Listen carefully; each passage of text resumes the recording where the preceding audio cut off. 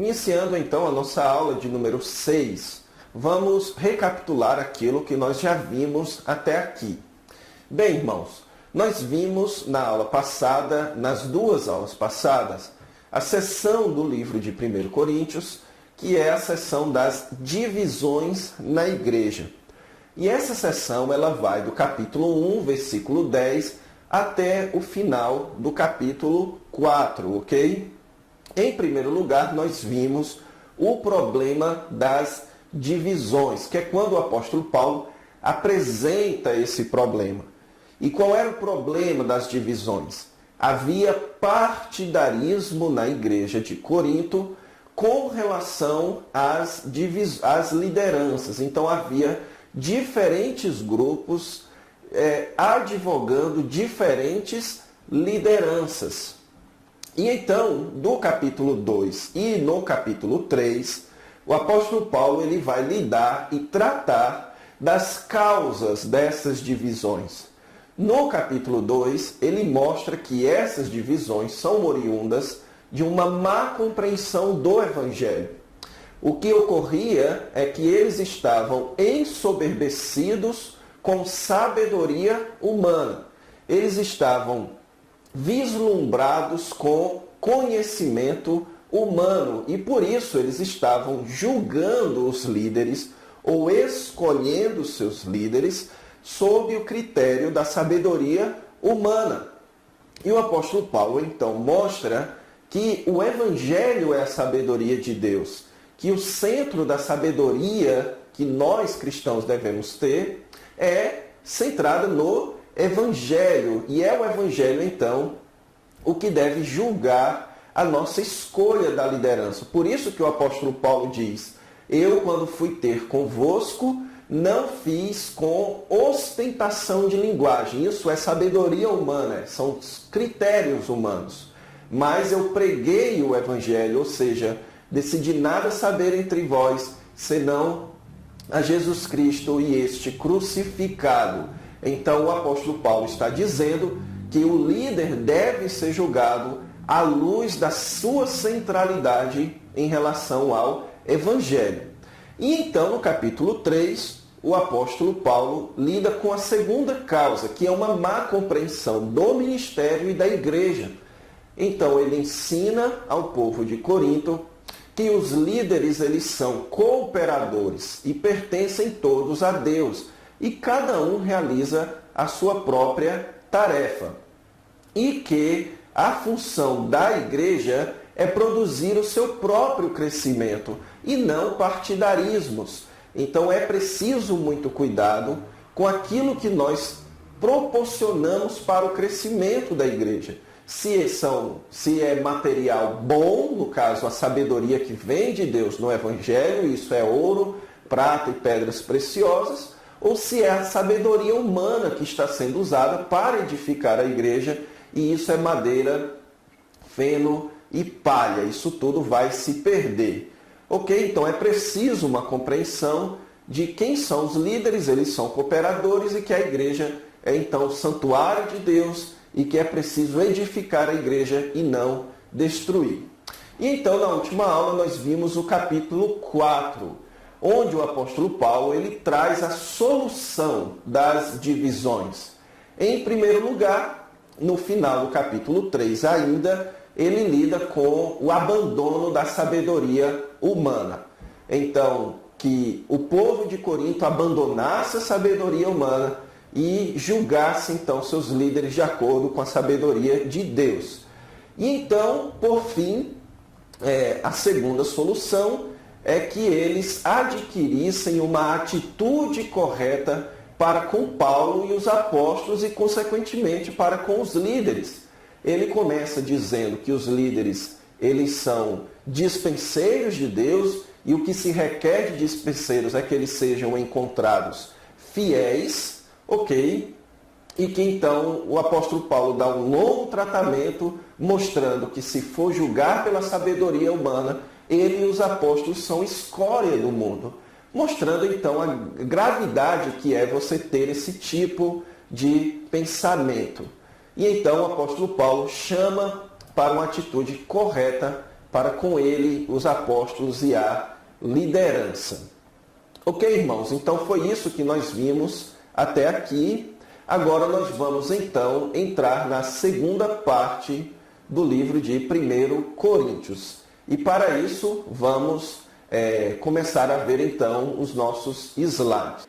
Nosso primeiro slide aí, nós temos o tópico, o assunto agora dessa segunda parte, ok? Nós já vimos aí a introdução do livro de 1 Coríntios, e então nós vimos o tópico tratado por Paulo acerca das divisões na igreja, e agora nós vamos entrar no tópico das desordens na igreja. Na verdade, irmãos, deixe-me dizer a vocês que dos capítulos 1, versículo 7 a 10 ali, até o capítulo 6, na verdade você tem uma seção completa, ok? Então os estudiosos, eles colocam isso como sendo uma questão que lida com problemas de dentro da igreja. E então você tem o problema das divisões e os problemas que serão tratados nos capítulos 5 e 6, certo?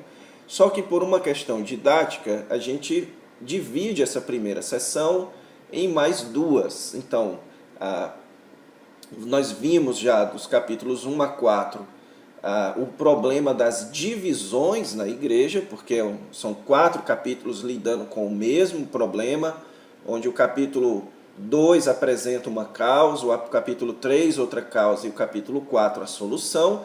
E agora, nos capítulos 5 e 6, você tem Paulo tratando de outras desordens na igreja, de problemas específicos, e ele não dedica tanto tempo quanto dedicou nos outros 4. Então são desordens pontuais que ele ficou sabendo na igreja. Então aqui o nosso capítulo, a nossa aula agora vai começar essa sessão de número 3, que é a sessão das desordens na igreja, que vai do capítulo 5 e o capítulo 6, ok? Essa sessão, irmãos, deixe-me dizer a vocês, ela segue um modelo ABA. Que modelo é esse?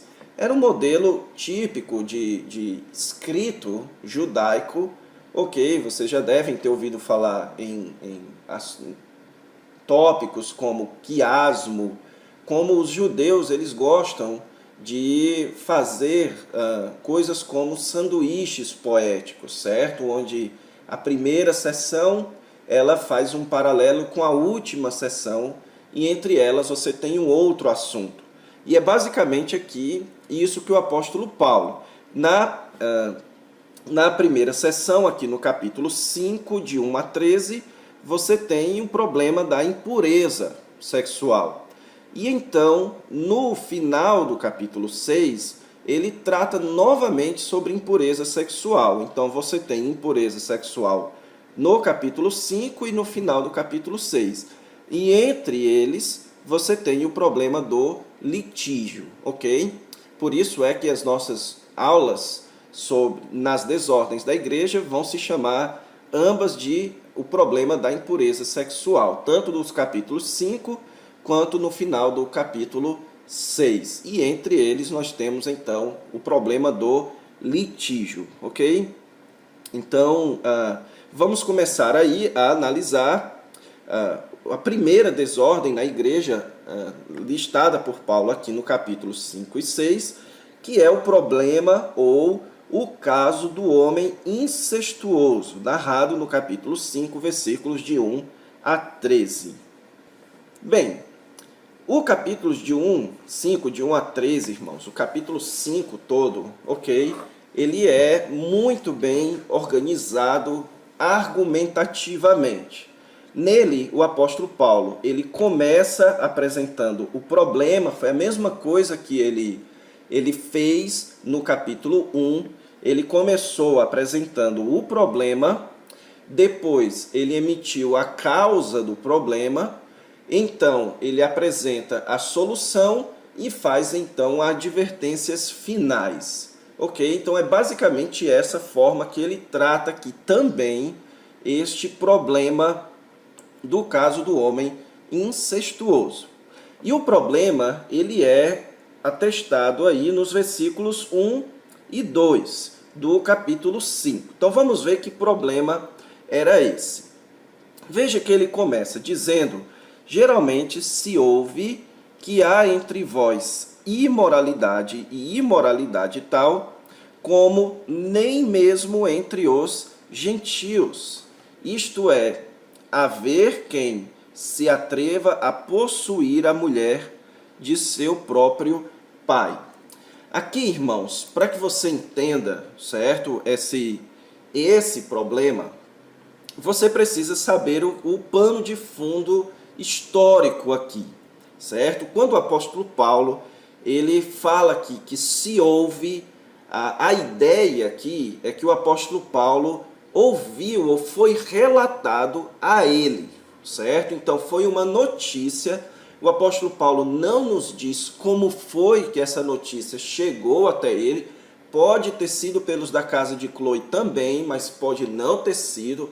Pode ter sido uma questão de fama. Então a igreja de Corinto acabou ganhando uma fama de que estava acontecendo isso dentro dela. E o problema que estava acontecendo lá é descrito aqui como imoralidade. E a palavra imoralidade é a tradução do termo grego porneia, que é o termo que originou palavras que nós usamos hoje como pornografia, ok? Então a palavra porneia, ela tinha um uso geral e um uso específico.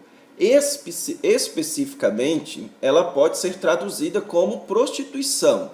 É você ir para prostituição, certo? Para buscar pagar para sentir prazer sexual. Porém, o sentido mais geral, também muito utilizado, era o sentido de qualquer atividade ilícita sexualmente. Então, qualquer atividade ilícita é descrita como porneia, e por isso é que foi traduzido aqui como, muito bem traduzido aqui como imoralidade. Ok? E o que é que estava acontecendo então? Que havia, e note aqui o uso do verbo haver, quem se atreva. Quando o apóstolo Paulo usa o verbo haver aqui, a ideia, irmãos, é de uma prática constante. Então, o que estava acontecendo ali é que havia alguém na igreja que estava mantendo determinada prática, a prática da imoralidade. E que prática era essa? Ele estava possuindo a mulher de seu próprio pai. Quando se diz aqui que ele estava possuindo, o sentido aqui é que ele estava dormindo com ela e mantendo relações sexuais com a mulher de seu próprio pai. Obviamente, irmãos, que aqui não era a mãe dele, certo? Porque senão o apóstolo Paulo teria dito que ele estava dormindo com a própria mãe. O problema aqui era um homem na igreja que estava possuindo a sua madrasta, a mulher que pertence ou havia pertencido ao seu pai. Não se sabe, mas é provável que o pai dele havia morrido. E como era natural naquela época, irmãos, os homens casavam com mulheres bem mais novas, certo? Então, o que nós podemos supor aqui é que você tem aqui um homem já adulto, certo? Provavelmente ou casado ou divorciado, não se sabe, mas ele já era um homem adulto e o seu pai havia casado com uma outra mulher, certamente bem mais nova do que ele, e se o pai dele morreu, ou a sua esposa, a madrasta deste homem, era uma mulher nova, suficientemente atraente para aquele homem. Agora, por que antes disso eu chamei a sua atenção para a questão do pano de fundo histórico? Porque muito embora, irmãos, isso pareça grotesco para os nossos dias, isso pareça assim algo, esses problemas de moralidade pareçam algo sério em nosso dia, isso é decorrente da nossa fortíssima herança judaica cristã, da ética social judeu-cristã, ok? Então nós temos 2000 anos de tradição judaica cristã em nossas costas, moldando a nossa sociedade, fazendo então que na nossa sociedade os pecados sexuais sejam vistos com muito mais seriedade. Na época do apóstolo Paulo, isso não era assim, ok? Os pecados sexuais não eram vistos com tanta seriedade como são vistos hoje, certo? Então isso é importante que você saiba, porque para que você entenda a gravidade da situação aqui. Porque o apóstolo Paulo diz que ele estava praticando uma coisa que nem mesmo os gentios praticavam. Ou seja, em uma sociedade em que a imoralidade era uma prática comum, era uma prática não vista com tantos ares de negativos como é visto hoje, aquela prática, a prática de você dormir com uma mulher que é ou foi casada com seu próprio pai, isso era visto sim como algo extremamente vergonhoso. Então, além de ser pecado, aquilo era vergonhoso para a igreja, mesmo entre os gentios, mesmo entre os descrentes, ok? Então, qual era o problema ali? O problema de incesto. Um homem que estava possuindo ou dormindo frequentemente com a mulher do seu próprio pai ou a sua madrasta, certo?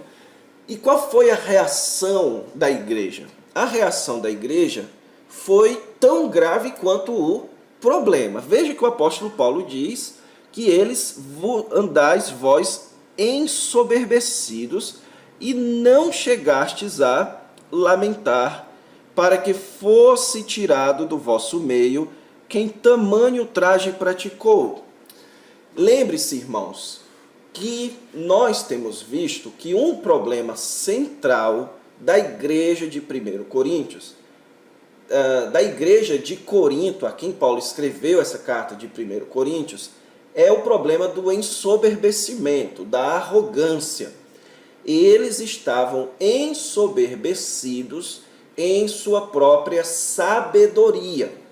Então é estranho você ler esse texto sem essa compreensão por trás, porque você não sabe, não consegue entender como é que ver o pecado de alguém e não fazer nada é uma forma de ensoberbecimento.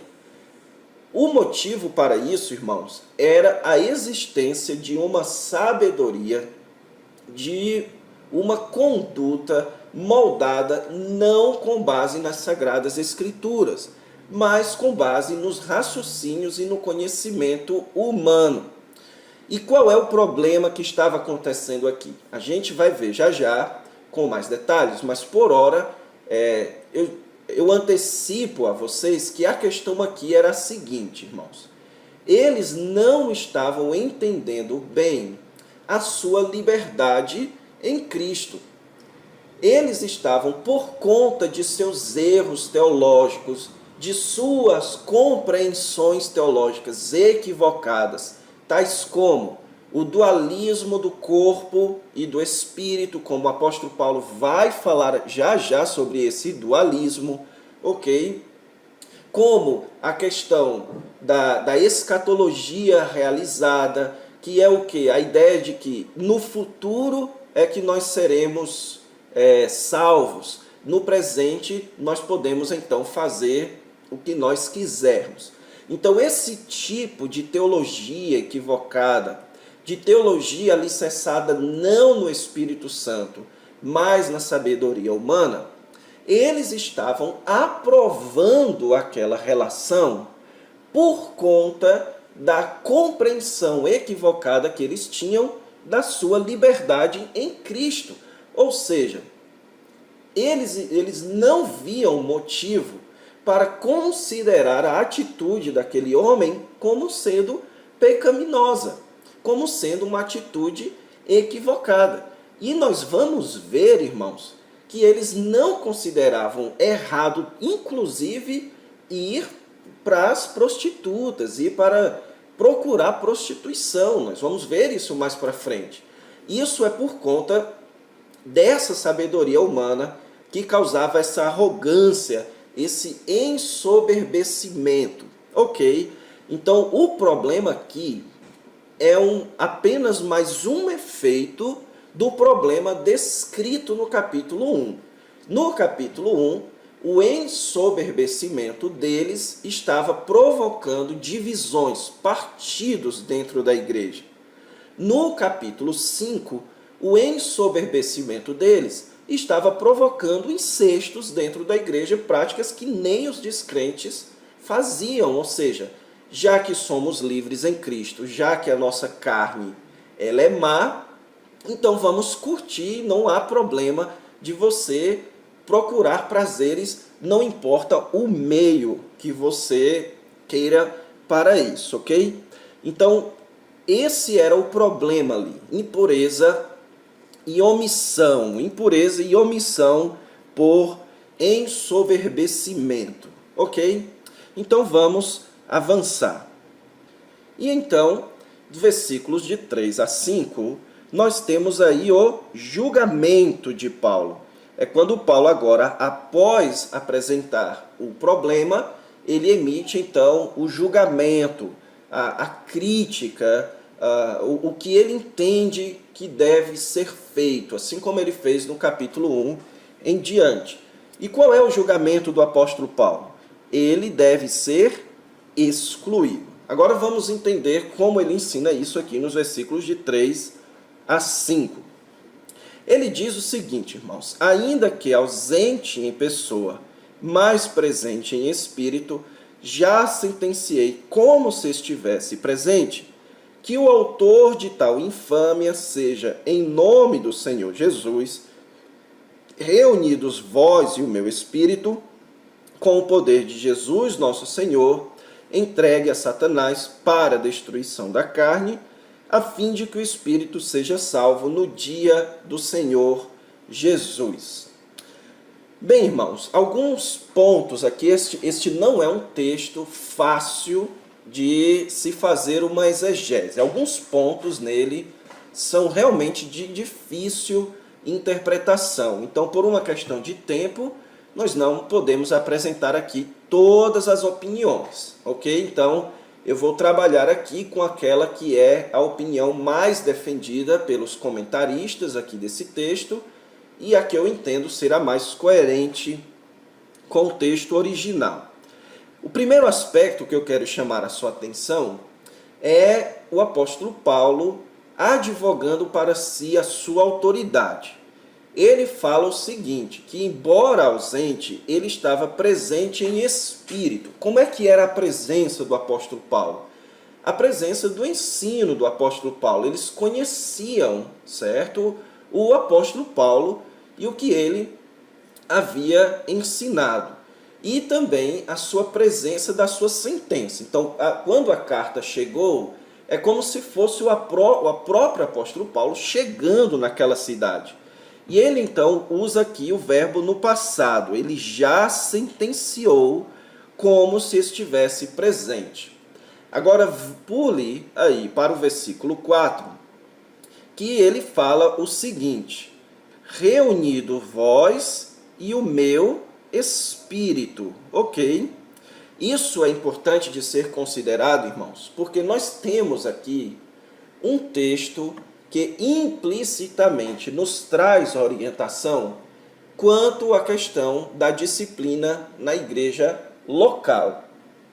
O apóstolo Paulo, ele não está escrevendo para um grupo de presbíteros ou líderes na igreja. ele está escrevendo para uma comunidade, para uma igreja. E o que ele diz aqui, irmãos, é o seguinte, que aquela disciplina, ela deveria ser sentenciada por que meio? Pela autoridade apostólica do apóstolo Paulo como fundador daquela igreja, mas a autoridade da reunião, da assembleia daquela igreja local, certo? A palavra aqui, traduzida por reunidos, ok? Então a palavra traduzida aqui por reunidos é a palavra sinago, que é a palavra base utilizada para sinagoga e que foi muito usada para as reuniões de culto. Ou seja, você tem um termo que é sinônimo ou bem parecido com o termo eclesia, o termo assembleia, ok? Então, o que o apóstolo Paulo está falando é de uma reunião formal, que existe uma reunião formal na igreja, mais a sentença enviada por Paulo por meio de carta, e aquilo então era a base de autoridade para o julgamento. Ok, então aqui nós vamos comentar depois que isso nos dá uma luz muito clara de como deve ser feito a disciplina eclesiástica. Outro ponto a ser chamado a atenção nesse texto é uma certa dificuldade que existe de tradução. Veja que o texto diz o seguinte, que o autor de tal infâmia seja, em nome do Senhor Jesus, entregue a Satanás para a destruição da carne. A dificuldade aqui, irmãos, é que a forma como foi escrito na língua original permite duas traduções. Primeiro, que o apóstolo Paulo está dizendo que o autor de tal infâmia, em nome do Senhor Jesus, seja entregue a Satanás para a destruição da carne.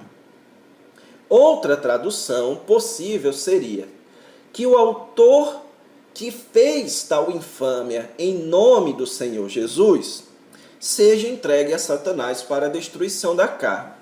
Ou seja, a primeira possibilidade coloca o nome do Senhor Jesus como transferindo a autoridade para a sentença, que ele seja, em nome do Senhor Jesus, entregue a Satanás. Que a sentença dada por Paulo em comunhão com a igreja, esta é uma sentença sob a autoridade do Senhor Jesus. E é por isso que muitos sugerem, então, que o ponto forte dessa tradução é que Paulo está aplicando o que Jesus ensinou em Mateus 18. Foi Jesus que ensinou a fazer isso. Então é na autoridade de Jesus que nós sentenciamos. A outra possível tradução, ela já nos dá mais uma explicação do porquê que aquela pessoa estava fazendo aquilo. Que o autor que faz tal infâmia em nome de Jesus seja entregue a Satanás. Confirmando aquilo que eu acabei de dizer, que o problema ali era uma má compreensão da liberdade em Cristo. Eles faziam isso, estavam ensoberbecidos, porque achavam-se e estavam felizes em nome de Jesus, em nome da liberdade dada por Cristo, poderem praticar toda sorte de impureza sexual. Irmãos, eu particularmente penso que essa segunda tradução aqui aqui diz que ele fez tal infame em nome de Jesus, é a mais provável. Dentre argumentos colocados, certo? O Gordon Fee, no seu comentário, ele defende essa primeira tradução. Aqui Paulo está dando um peso para a autoridade da sentença na igreja, mas eu prefiro, ficar com a posição de que o mais provável exegeticamente é que aqui ele está explicando por que ele estava agindo daquela forma. E o motivo para isso, irmãos, é que a sentença já é colocada aqui no versículo 4. Veja aí, eu estou grifando como sendo ligado ao poder de Jesus nosso Senhor. Então parece redundante Paulo dizer o seguinte: eu já te sentenciei em nome do Senhor Jesus, com o poder de Jesus nosso Senhor, que ele seja entregue. Então isso parece redundante, ok? O que parece, e também na leitura, na ordem das palavras, no texto original, o mais natural na leitura é essa, que a tradução ela seria mais ou menos assim, certo? Eu já sentenciei, como se estivesse presente, que a pessoa que faz isso em nome de Jesus, seja com o poder de Jesus, reunindo vós e o meu espírito, entregue a Satanás. Ok? Então, basicamente, essa seria a melhor tradução do texto aqui, confirmando aquilo que foi dito do motivo pelo qual ele estava agindo daquela maneira. Porém, o ponto mais difícil na interpretação desse texto é quando diz aqui que ele seja entregue a Satanás para a destruição da carne, a fim de que o espírito seja salvo no dia do Senhor Jesus. Gramaticalmente, irmãos, traduzindo aqui literalmente, o que Paulo está dizendo é a seguinte: que ele seja entregue a Satanás para que a sua carne seja destruída, a fim de que o espírito seja salvo. A partícula eis, que é traduzida aqui por para, ela nesse contexto, ela prevê, ela não é usada como sendo uma partícula de propósito. Ou seja, não é que a exclusão ela tenha o propósito de destruir a carne. Não, a exclusão ela tem o propósito expresso aqui na palavrinha a fim. O propósito é a fim de que o espírito seja salvo. Este para aqui, ela, na verdade, está sendo utilizada no sentido de resultado previsto. Ou seja, se você faz isso, você já pode prever este resultado, e isso então é bom para determinado propósito. Então aqui eu estou fazendo um comentário gramatical.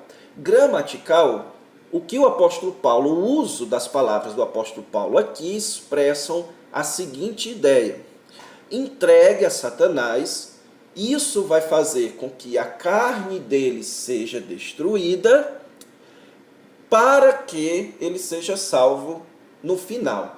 Então, entregue a Satanás com o propósito dele ser salvo no dia do Senhor Jesus, visto que ele vai ter a sua carne destruída. Agora, isso aqui é comentário gramatical.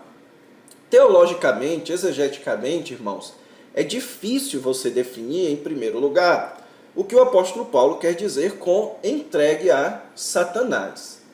Porém, todos concordam que aqui isso se refere à exclusão, ok? Por quê? Porque mais para frente, ou antes disso, e mais para frente, o apóstolo Paulo menciona claramente que seja retirado do vosso meio. Então, ser entregue a Satanás deve ser entendido à luz de outros textos que nos ensinam que ser entregue a Satanás diz respeito a uma esfera de vida. Fora da igreja, irmãos, fora da comunidade do Espírito Santo, você tem o mundo. E o mundo ele é governado por Satanás. Então, ser entregue a Satanás é ser retirado da comunhão da igreja e ser colocado, então, na esfera de Satanás, certo? Aqui você tem uma referência à excomunhão da igreja. Então, a ordem do apóstolo Paulo é que aquela disciplina envolvesse uma excomunhão, que aquela pessoa que estava praticando aquilo fosse excomungado do meio deles. Mas o mais difícil é você entender o que o apóstolo Paulo quer dizer com a expressão destruição da carne. Muitos sugerem, irmãos, que aqui o apóstolo Paulo está falando de morte física. Então, provavelmente, pressupondo que aquele homem estava, ou Paulo sabia que aquele homem estava com uma doença sexualmente transmissível, com uma doença mortal, e então ele diz, olha, excluam ele, porque vocês já sabem que ele vai morrer, e então ele será salvo. Porém, irmãos, essa posição, ela não considera a teologia paulina em torno de duas expressões, da expressão carne e da expressão espírito.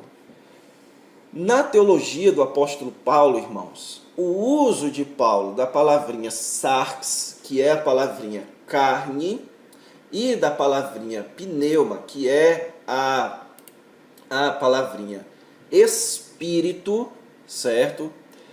Não é de maneira literal, não é necessariamente se referindo ao corpo e à alma.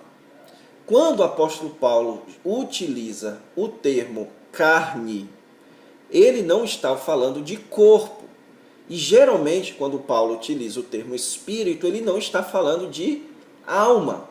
O próprio contexto usa a palavrinha espírito, que é a mesma palavra traduzida por pneuma no versículo 4, em um sentido não de alma. Paulo não está dizendo que a minha alma está com vocês. Ok? Então, o que o apóstolo Paulo quer dizer usando aqui o termo carne e espírito? Na sua teologia, irmãos, os termos carne e espírito, geralmente, elas apontam para carne, referindo-se à natureza pecaminosa, e espírito, referindo-se aqui à natureza regenerada, à natureza santa que Deus colocou em nós, certo? Geralmente, quando Paulo faz esse contraste de carne e espírito, ele não se refere a corpo versus alma, mas a velha natureza versus a nova natureza. Ok, irmãos? Então, isso é importante de ser dito, aplicando aqui ao nosso texto. Quando ele fala aqui da destruição da carne, ele está falando aqui que de uma destruição da velha natureza. E então, o espírito seja salvo, ele está aqui falando da salvação da sua nova natureza. A velha natureza, irmãos, é o homem voltado para o pecado. A nova natureza é o homem voltado para Deus. O que o apóstolo Paulo então está dizendo é que aquele homem que estava praticando incesto, ele estava com uma natureza voltada para o pecado. Ele não estava andando no espírito, ele estava andando na carne. E que então o processo de excomunhão, de alguma forma, iria mostrar para aquele homem que não valeria a pena continuar vivendo segundo a carne. Não podemos saber, e o apóstolo Paulo não nos esclarece, como é que é feito esta destruição, certo?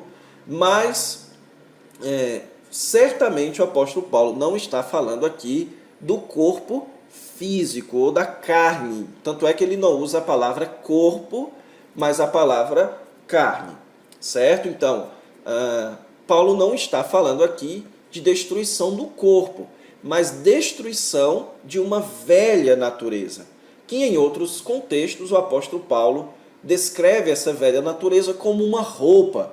Aqui ele está descrevendo a velha natureza como algo a ser destruído.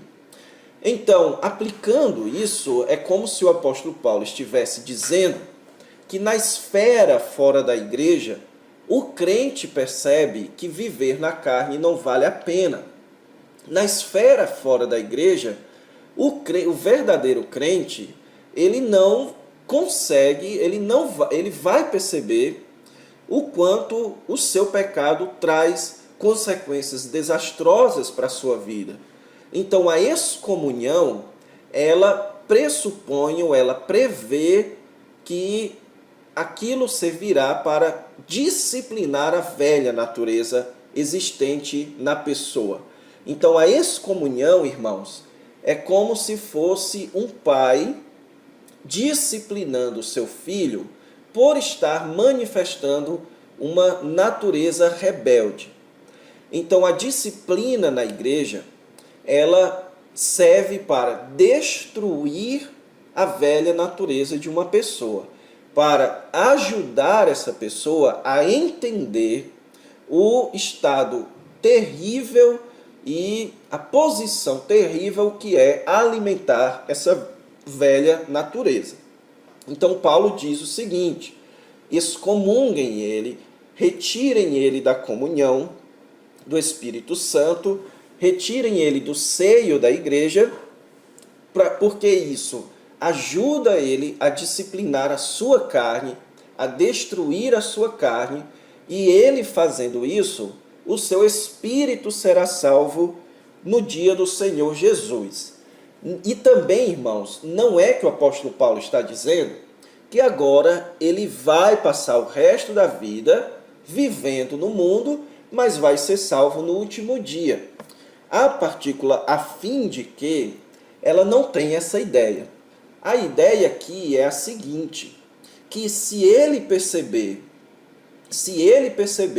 que a sua natureza pecaminosa está sendo alimentada e se arrepender, necessariamente ele vai demonstrar que é crente e vai ser salvo no último dia, como nós também seremos.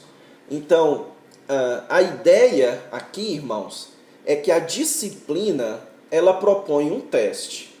Se a pessoa destrói a sua carne, a sua natureza pecaminosa por meio da disciplina, ela vai ser salva. Ou seja, ela demonstra que é salva. Ela demonstra que caminha para a salvação do último dia. Mas se você excomunga uma pessoa de seu meio e ela não se arrepende, e a sua carne não é destruída, isso demonstra que ela não é crente, certo? A disciplina serve para crentes. Se a pessoa recebe a disciplina e isso não dá efeito nenhum, isso demonstra que ela não é crente no Senhor Jesus Cristo, ok? Então, basicamente, é essa compreensão que nós devemos ter aqui deste texto, ok, irmãos? Então, para não nos delongarmos tanto nessa aula, como nós temos feito nas outras, vamos dar uma parada aqui, para então, na próxima aula, nós continuarmos analisando esse texto do capítulo 5, e a gente já prossegue, então, para o capítulo 6, ok? Então, espero vocês. Até a próxima aula.